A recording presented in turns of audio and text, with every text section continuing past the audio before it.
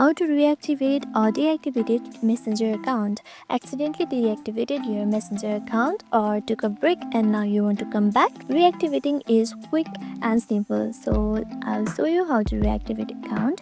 So just download and open the Messenger application. You can download the Messenger from App Store. Once you download it, open the latest version of the Messenger.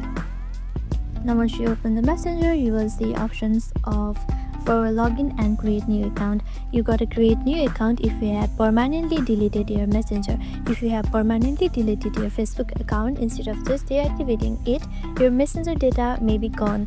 So in that case, you need to create a new account. But if you have just temporarily deactivated your account, you can simply log in back by entering your email and password of that account. So simply enter the email and password of your deactivated account and tap on login. Once you tap on login, your account will be automatically reactivated. And that's it. That's how you can reactivate your deactivated account. Hope this video helped you out. If it did, make sure to give this video a thumbs up and subscribe for more tips and tutorials. Thank you for watching.